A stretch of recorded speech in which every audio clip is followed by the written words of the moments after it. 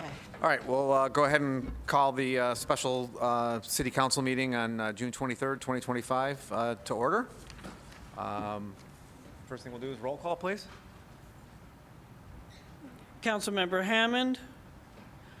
Councilmember Jennings. Present. Councilmember Manarino Thompson. Present. Mayor Garrett. Mayor Pro Tem Cantor. Present. What time? So we'll do pledge. Yeah. So we'll make anyone want to make a motion to excuse the missing council people? Motion to excuse Mayor Garrett and motion to excuse Jason Hammond, Councilmember Jason Hammond. Second. It's been moved and seconded. Any discussion? Roll call, please. Out of hand. It's like I was playing. Mayor Pro Tem Cantor. Yes. Councilmember Manarino Thompson. Yes. Councilmember Jennings. Yes. Okay. I'll stand for the Pledge of Allegiance.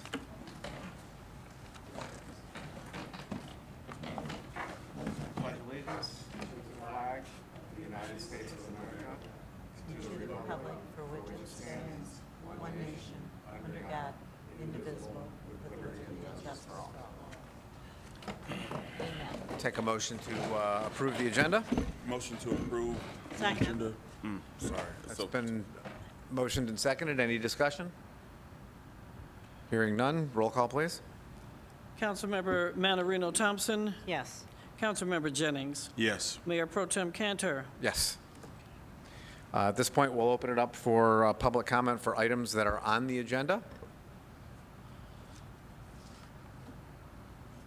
Okay, hearing none, we'll go to the first action request, which is the second reading for an ordinance to amend the City of Lathrup Village Code of Ordinances, Chapter 22, Elections by amending Section 22-1, Division of City into Precincts.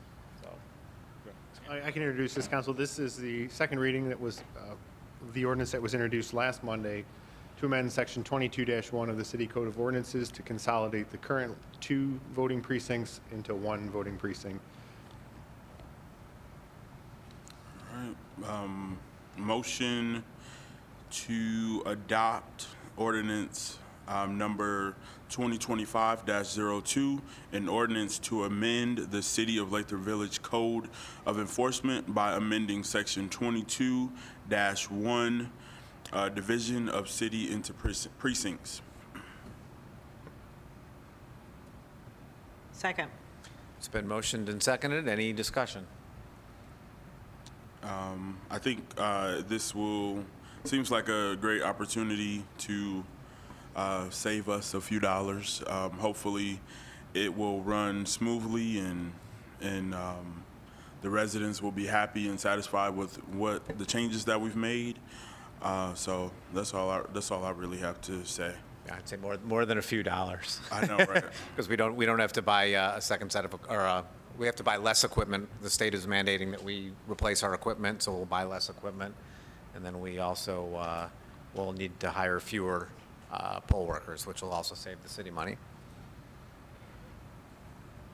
Any other comments? Hearing none. Roll call, please. Councilmember Jennings. Yes. Councilmember Manarino Thompson. Yes. Mayor Pro Tem Cantor. Yes, motion passes. We'll now open it up to public comment for anything at all. Speakers are limited to 3 minutes each, and if anybody would like to step up to the mic, please do so now. First of all, thank you for moving it downstairs with the air conditioning. Oh, yes. Diane Anderson, and I want to comment on a posting that Mayor Garrett has put on the Facebook page. And she seems to have not understood what I was trying to say about the Constitution and Juneteenth, so I want to repeat it. Not one slave was freed on Juneteenth, and the Emancipation didn't free any slaves. Slavery appears twice in Article 1 of the Constitution. That's the 2/3 of a person, 3/4 of a person part for representation in the House of Reps. It's the end of the slave trade in 1808. And in Article 4, you have the Fugitive Slave Act, which then is given action through the passage of the 1793 Fugitive Slave Act. The only way to get rid of that is a constitutional amendment. Lincoln was commander-in-chief during the Civil War. And he could seize contraband, and slaves until the 18th of December 1865 were still slaves. So he could seize contraband that was being used to help the Confederate cause as long as the fighting continued. And the fighting went on until the end of June. So on Juneteenth, he could seize contraband. He couldn't free slaves. The fighting actually went on until November when the ship, the Shenandoah, conceded and gave itself up in London, but we won't go there. Most people say the end of the war was the end of June. So now Lincoln understood quite clearly that the slaves were in danger. Andrew Johnson told the Congress, y'all go home, don't worry, I'll take care of things. And when they were gone, he gave a blanket pardon to all the grunts in the Confederacy, and he brought the planter class back in. All they had to do was grovel before him, and they were all full citizens again. And they began to go to court and to take back the plantations that had been seized that Sherman had distributed to freed slaves as the 40 acres and a mule. That was all lost, and Lincoln was worried that they'd do the same thing with the freed slaves. So he got busy with the 13th Amendment. He got it passed by the 2/3 majority in the House, in the Senate in December of '64, in the House in January of '65, and on the 8th of December, 1865, that's when the 3/4 of the states ratified the 13th Amendment. And now those provisions in the Constitution were null and void, and slavery was over forever. Until that point, the only way a slave could be freed was by manumission from his master, or like Frederick Douglass, who had escaped, got to England, and his supporters told his master, we're going to buy his freedom, take it or leave it, and you'll never see him again. So he got that way. And some people, like Jefferson, had very skilled slaves. He had the most skilled carriage maker in the state of Virginia. So they could work part-time and make money and buy their own freedom. Then they might be able to buy their family's freedom. Aside from that, that was the only way you could be freed. If you escaped on the Underground Railway, you weren't free. And all you have to do is look at the situation with Adam Crosswaite and Marshall, a magnificent story. If you don't know it, look it up. But you could be at risk of being re-enslaved at any time. So please tell the truth on the website about emancipation. All right. Thank you. Anyone else?